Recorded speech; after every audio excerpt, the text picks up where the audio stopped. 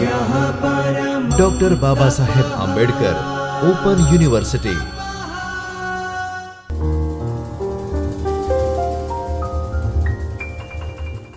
નમસ્કાર.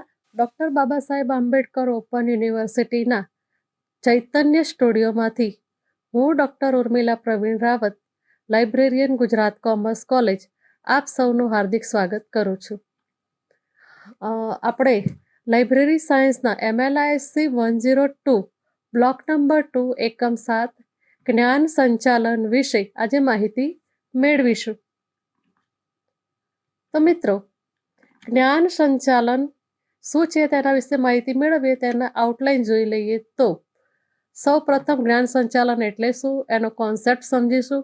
ત્યારબાદ એમાં વપરાયેલા શબ્દોની પરિભાષા, ત્યારબાદ જ્ઞાન સંચાલનની આવશ્યકતાઓ અને તેના ફાયદા, ગેરફાયદા અને પડકારો વિશે આ યુનિટમાં આપણે માહિતી મેળવીશું. તો મિત્રો, વોટ ઇઝ નોલેજ મેનેજમેન્ટ? જ્ઞાન સંચાલન શું છે? આપણે સૌ જાણીએ છીએ. ડૉક્ટર SR રંગનાથનના શબ્દોમાં કહીએ તો માહિતી એ પાવર હાઉસ છે.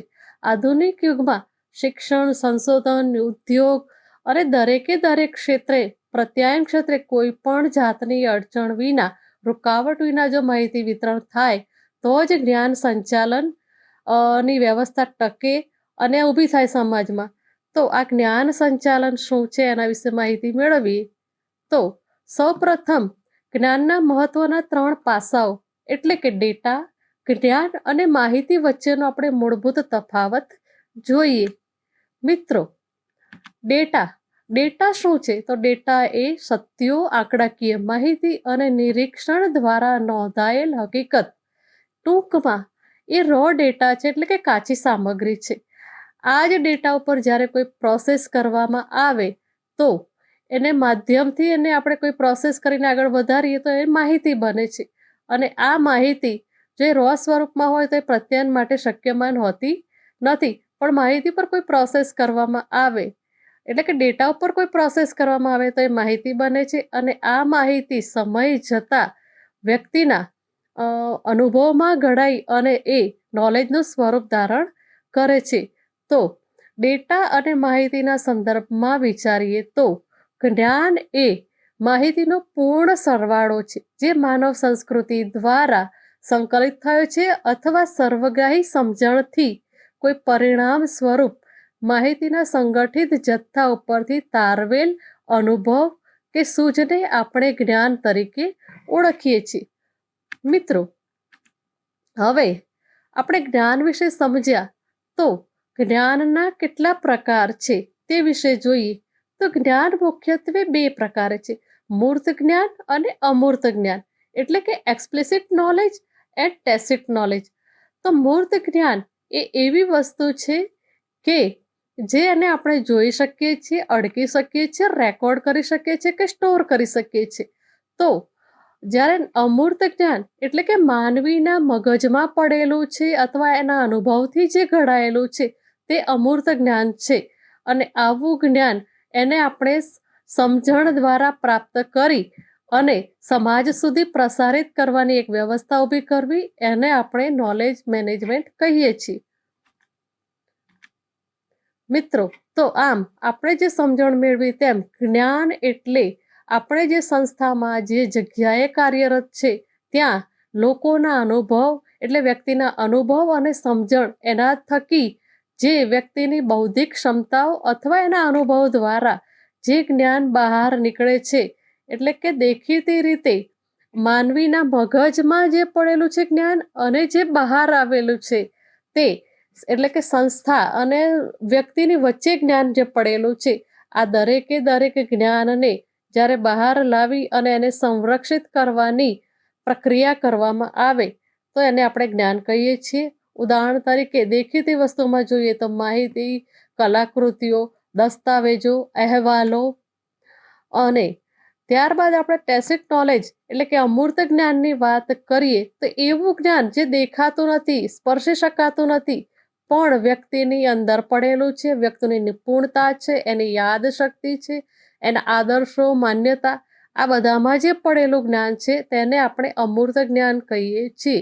ઉદાહરણ તરીકે આપણે કોઈ વાત કરીએ તો XYZ વ્યક્તિને કોઈ કલરની સમજણ છે અથવા XYZ વ્યક્તિને કોઈ ચોક્કસ પ્રકાશન ગમે છે અથવા નથી ગમતું, તો અથવા આપણે જે સંસ્થામાં કાર્યરત છે એમાં કોઈ વ્યક્તિને સંશોધન સંબંધિત રસ છે અથવા કોઈ વ્યક્તિને ક્લાસિફિકેશન કે કેટલોગિંગ અંગેનું જ્ઞાન છે, તો આ જ્ઞાન એ એની આગવી પ્રતિભા છે અને આવી પ્રતિભાને આપણે જ્યારે સંકલિત કરી અને વ્યવસ્થિત રૂપમાં ઢાળીએ તો એને આપણે જ્ઞાનનું સંચાલન કર્યું તેમ કહેવાય.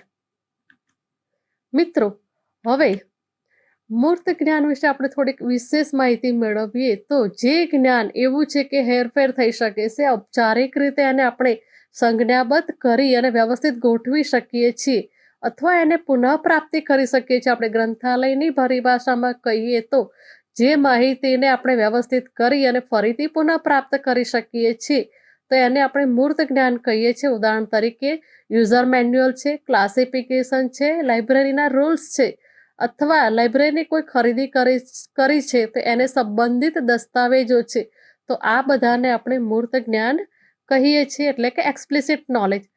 ત્યારબાદ વાત કરીએ એટલે કે જ્ઞાન સંચાલન શું છે એના વિશે માહિતી મેળવીએ તો ગ્રંથાલયના સંદર્ભમાં પર્ટિક્યુલરલી આપણે વાત કરીશું. તો આ એક માત્ર કોઈ ઓર્ગેનાઇઝ નોલેજને અથવા કે બુક્સના ટ્રાન્ઝેક્શન કે ઓટોમેશનની વ્યવસ્થાને માત્ર સંકલિત કરવાની વ્યવસ્થા નથી, પરંતુ આપણે એના વિશે વિચારીએ તો એને વ્યવસ્થિત ગોઠવીને ઓર્ગેનાઇઝ કરી અને એક સંદર્ભમાં ગોઠવવાની વાત છે. અહીં આપણે જે વસ્તુની વાત કરી એના વિશેની પરિભાષા વિચારીએ તો ડૉક્ટર કાર્લના મતે knowledge management is the heart of creating value from an organisation intangible asset, અર્થાત જ્ઞાન વ્યવસ્થાપન એ સંસ્થાની અમૂર્ત સંપત્તિમાંથી મૂલ્ય બનાવવાની કળા છે. એ જ રીતે બીજી પરિભાષા જોઈએ તો કાર્લસેટના મતે knowledge management is about putting information and peoples competence to work together. Then હવે આપણે એની પરિભાષા એટલે કે ડેફિનેશન વિચારીએ તો ડિજિટલ વાતાવરણની અંદર જ્ઞાન વ્યવસ્થાપન એ માહિતી અને લોકોની ક્ષમતાને એક સાથે ડિજિટલ વાતાવરણમાં કામ કરવા વિશેની અહીંયા ચર્ચા કરવામાં આવી છે. અહીં આ એક એવું વાતાવરણ છે જે માહિતી અને જ્ઞાનના સર્જન અને સંગ્રહ, જાળવણી, પ્રસાર અને ઉપયોગના સંપૂર્ણ જીવનચક્રને સમર્થન આપે છે. નેક્સ્ટ જોઈએ તો જ્ઞાન સંચાલન. મિત્રો, આપણે જોઈએ છીએ જ્ઞાન સંચાલનની વાત કરી, કોન્સેપ્ટ જોયા અને ડેફિનેશન જોઈ, તો શા માટે એની આવશ્યકતા શું છે તે જોઈએ તો આપણે જાણીએ છીએ કે આજનો સમય સ્પર્ધાત્મક યુગ છે.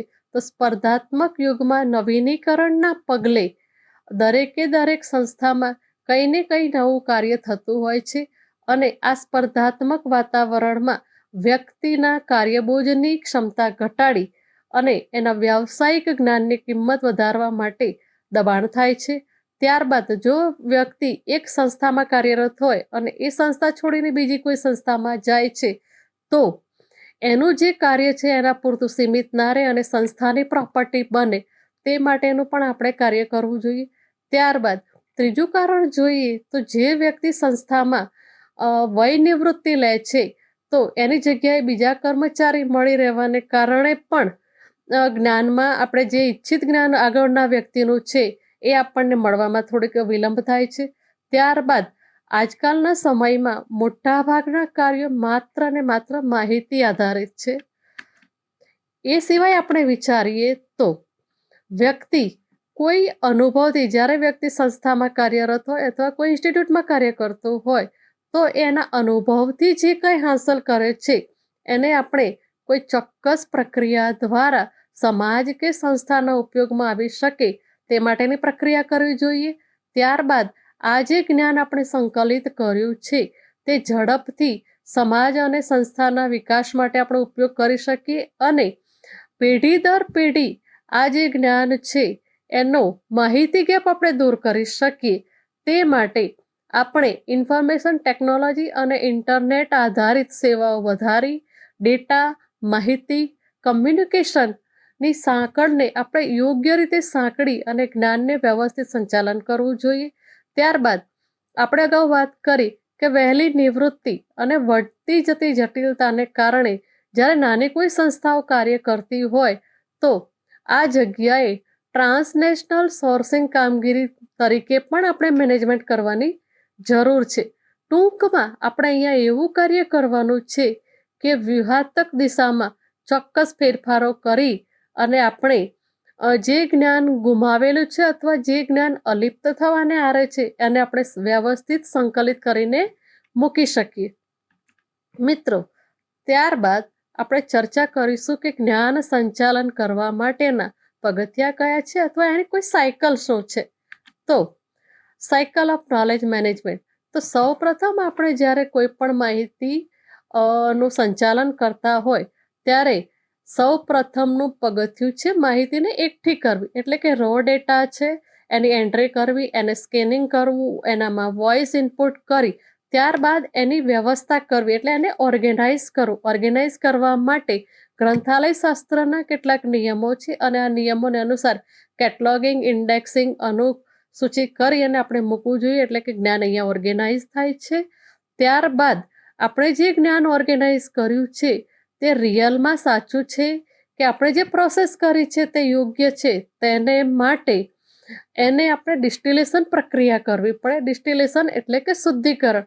તો અહીંયા શુદ્ધિકરણ એટલે કે જળના સંદર્ભમાં શુદ્ધિકરણની વાત નથી, અહીંયા આપણે માહિતીને શુદ્ધિકરણ કરવાની છે. તો માહિતી આપણે જે મૂકી છે તે પ્રોપર છે, પૂર્વાપર સંબંધિત છે, યોગ્ય છે, નક્કર માહિતી છે. આ દરેકે દરેક બાબતને ચકાસી અને ત્યારબાદ એનું ડિસ્ટિલેશન કર્યા બાદ માહિતીને પ્રવાહમાં આગળ વધારવી જોઈએ, એટલે કે માહિતી ડિસેમિનેશન કરવું જોઈએ. સમાજમાં, સંસ્થામાં, સમુદાયમાં ડિસેમિનેશન માટેની પ્રક્રિયા કરવી જોઈએ. અને આ પ્રોસેસ માટે સંસ્થાનો પ્રવાહ આપણે વિચારવો પડે. કઈ સંસ્થાની ભાગીદારી મળશે, આપણે જે માહિતી મૂકવા માંગીએ છીએ તે આપણી સંસ્થા તત્પરતા બતાવે છે અને તત્પરતા બતાવ્યા બાદ જ તેને આગળથી વધારવી જોઈએ. હવે મિત્રો, આપણે જ્ઞાન સંચાલનની વાત કરી તો જ્ઞાન સંચાલનની પ્રોસેસ કર્યા બાદ આપણને પ્રશ્ન થાય કે આ જ્ઞાન સંચાલનના ફાયદા શું છે. તો જ્ઞાન સંચાલનના લીધે જે તે સંસ્થાની પોતાની યોગ્યતા વધે છે, એટલે મતલબ કે એનું સંગઠન બળ વધે છે.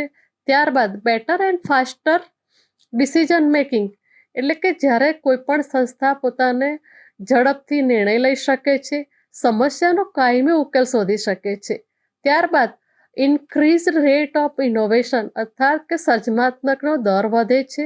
કર્મચારીને સપોર્ટ અને એનો વિકાસ કઈ રીતના થાય છે તે થાય છે. ત્યારબાદ શેરિંગ ઓફ સ્પેશિયલાઇઝ્ડ એટલે કે નિષ્ણાતોના અનુભવની વહેંચણી થાય છે. બેટર કમ્યુનિકેશન થાય છે અને ત્યારબાદ સુધારેલ વ્યવસાય પ્રક્રિયાઓ, એટલે કે આપણે જે કઈ પ્રક્રિયાઓ કરે છે એને બિઝનેસ પ્રોસેસમાં ઇમ્પ્રુવમેન્ટ કરી અને આગળ વધારી શકીએ છીએ. તો મિત્રો, આપણે એના ફાયદા જોયા. હવે આપણને જ્ઞાન સંચાલન કઈ રીતના મદદરૂપ થાય છે, એટલે શું હેલ્પ કરે છે. તો જ્ઞાન સંચાલન કર્યા બાદ આપણે જે લાઇબ્રેરી સાયન્સના એટલે કે ઇન્ફોર્મેશન વ્યવસાયિકો છે તે આપણે આપણા ઉત્પાદનને વધુ સારું સેવાઓ આપી શકીએ છીએ. એટલે આપણે જે પ્રોડક્ટ તૈયાર કરીએ છીએ, આપણે જે લાઇબ્રેરી સાયન્સમાં આપણે જે જ્ઞાન સંચાલનની આખી પ્રોસેસ કરી અને એક વસ્તુ અથવા પ્રોડક્ટ બનાવી છે, એના દ્વારા આપણે વધુ સારી સેવાઓ આપી અને આપણા યુઝર્સને સેટિસ્ફાઈડ કરી શકીએ છીએ. આપણા યુઝર્સ માટે હજુ પણ વધારે સારી વ્યૂહરચના વિકસાવી અને માહિતીને કેવી રીતના સક્ષમ બનાવી અથવા જ્ઞાન પ્રસારણને કેવી રીતના સક્ષમ બનાવી તે માટેની વિચારણા કરી શકીએ છીએ. આપણે જો કદાચ કોર્પોરેટ લેવલમાં વિચારી શકીએ તો જ્યારે માહિતી અને નોલેજને આપણે કોર્પોરેટ લેવલની અંદર વિચારીએ તો એને નફાકારકતામાં સુધારો કરી શકીએ છીએ અને હાલની નિપુણતા અને કૌશલ્યોનો ફરીથી આપણે ઉપયોગ કરી શકીએ તે રીતની આગળ પ્રોસેસ કરી શકીએ છીએ. આ સિવાય પણ આપણે increase operational efficiency and staff productivity, એટલે કે આપણી સાથે જે સ્ટાફ સંકળાયેલો છે એની ઉત્પાદકતામાં આપણે વધારો કરી શકીએ છીએ. ત્યારબાદ આપણી સાથે જે વર્તમાન પ્રવાહો છે એને આપણે પહેલેથી ઓળખવા અને આપણી સાથે જે સ્પર્ધકો છે એ સ્પર્ધકોની સાથે આપણે કઈ રીતે આગળ વધી શકીએ એ માટેનું આપણને એક ઇમેજ મળે છે અને એમાં આપણને ફાયદો થાય છે. ત્યારબાદ સંસ્થાકીય પ્રોડક્ટને આપણે સામૂહિક બૌદ્ધિક મૂડીમાં ફેરવીએ તો એનો મહત્તમ ઉપયોગ આપણે કરી શકીએ છીએ. હવે આપણે બધી ચર્ચા કરી એના ઉપરથી આપણને એમ થાય કે જ્ઞાન સંચાલન તો કરી લીધું, એના આપણે ફાયદા પણ જોયા, તો એના પડકારો શું છે?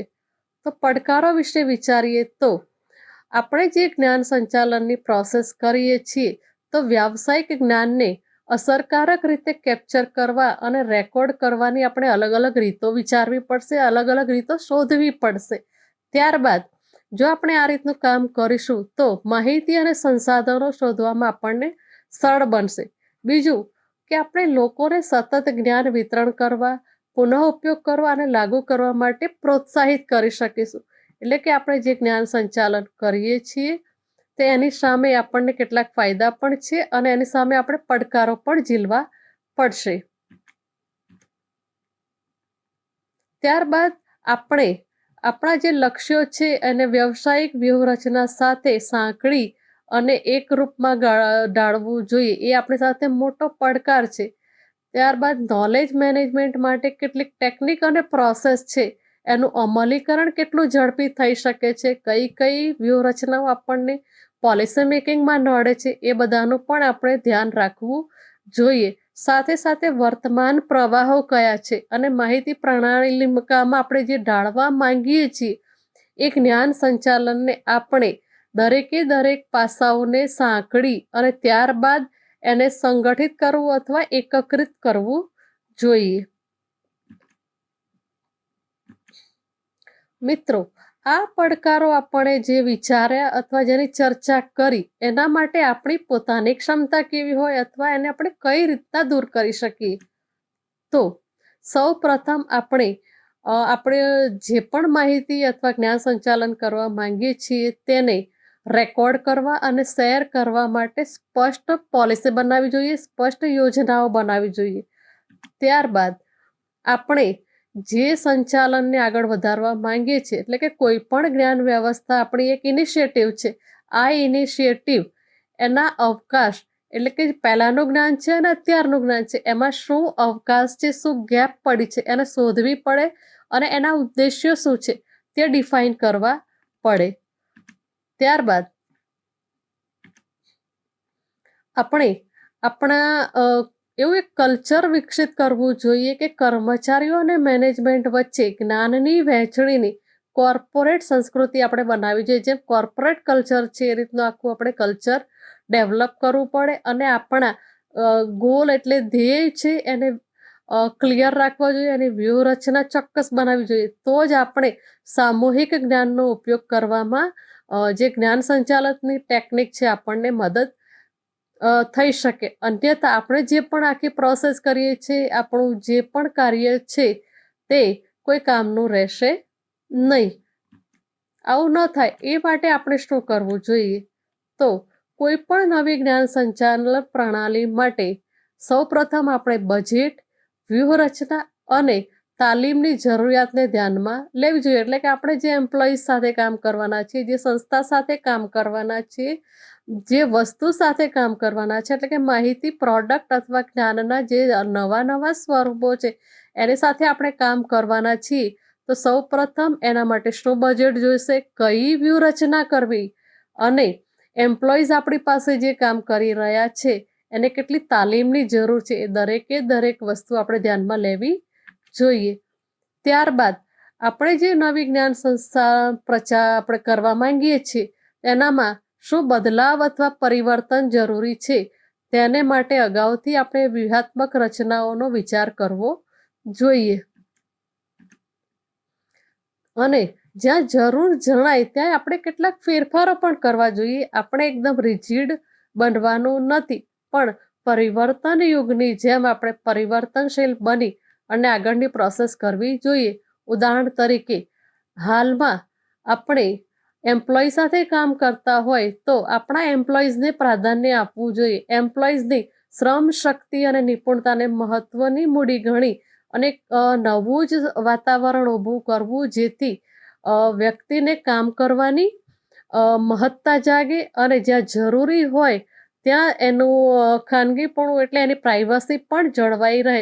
મતલબ કે એમ્પ્લોઈઝ માટે એક હેલ્ધી વાતાવરણ ઊભું કરવાની જરૂર છે. ત્યારબાદ આપણે વાત કરીએ તો અહીંયા આપણે ટેકનિક્સ કેટલી વિકસાવવાની છે, અથવા માનવી અને ટેકનિકને ભેગા કરીને આપણે જ્યારે કામ કરતા હોઈએ ત્યારે ટેકનિકલ પ્રોસેસમાં ગમે ત્યારે કોઈ પણ સોફ્ટવેર કંપની અથવા ટેકનિક સાથે છેતરામણી આપણને ન થાય એ માટે હંમેશા સાવધ રહેવું જોઈએ. નવા સોફ્ટવેર આપણે ખરીદતા હોય તો જે સોફ્ટવેર ખરીદીએ તે પહેલાં તેની ભ્રામક રજૂઆતો અથવા એડવર્ટાઇઝથી દૂર રહી અને છેતરામણીથી બચવું જોઈએ. ત્યારબાદ જ્યારે આપણે કોઈ ધ્યેયથી કામ કરતા હોય અને અણધાર્યા પરિણામો આવે તો એના માટે પણ આપણે પહેલેથી માનસિક તૈયારી રહેવી જોઈએ. ત્યારે આપણે હતાશ થવાનું નથી અને જે સ્ટેપમાં અટક્યા છીએ ત્યાં ફરીથી પુનઃ પ્રોસેસ કરીને આગળ વધવું જોઈએ. અન્યથા આપણે ધ્યેય વગરના માનવી જેમ ભટકી જાય છે તેવું થવું જોઈએ નહીં. તો આને માટે જ્ઞાન સંચાલનને કોઈ સ્પષ્ટ વ્યાવસાયિક હેતુ આપવો જોઈએ અને આ વ્યાવસાયિક હેતુ જો પરિવર્તિત ન થાય તો ધાર્યા પરિણામો આપણે મેળવી શકતા નથી. ચોથું છે આંકડાકીય માપન નથી. આપણે જ્ઞાનની વાત કરી તો જ્ઞાનને હંમેશા કોઈ માપનમાં આપણે કરી શકતા નથી. જ્યારે એટલે અમૂર્ત જ્ઞાન છે એને આપણે કોઈ ચોક્કસ આંકડાકીય માપન નથી અને આ માપન આપણે કરવું હોય તો અમૂર્ત જ્ઞાન છે એને મૂર્ત જ્ઞાન એટલે કે ટેસિટ નોલેજમાં ફેરવવું પડે અને ત્યારબાદ એને કોઈ ચોક્કસ કિંમત નિર્ધારણ થઈ શકે. એટલે કે જ્યારે અમૂર્ત જ્ઞાન છે એને મૂર્ત જ્ઞાનમાં ફેરવી અને દસ્તાવેજ સ્વરૂપમાં આપણે સંગ્રહિત કરીએ ત્યારબાદ એ ભૌતિક સંપત્તિ બને છે અને ભૌતિક સંપત્તિનું આપણે આકલન કરી શકીએ છીએ. અન્યથા જ્ઞાન એ અહીંયા ભૌતિક સંપત્તિ ન હોવાથી કોઈ ચોક્કસ કિંમત આપણે નિર્ધારિત કરી શકતા નથી અને સમય જતાં એમાં સુધારો, વધારો કે ઘટાડો થવાની શક્યતાઓ રહેલી છે. તો મિત્રો ધન્યવાદ, આભાર. આ યુનિટમાં આપણે જ્ઞાન સંચાલન શું છે, એનો કોન્સેપ્ટ, એની ડેફિનેશન, એની પરિભાષા આપણે બી જોઈ અને ત્યારબાદ એના પડકારો કયા છે અને પડકારોથી આપણે કઈ રીતના દૂર થઈ શકીએ એના વિશેની ચર્ચા કરી. ધન્યવાદ. स्वाध्यायः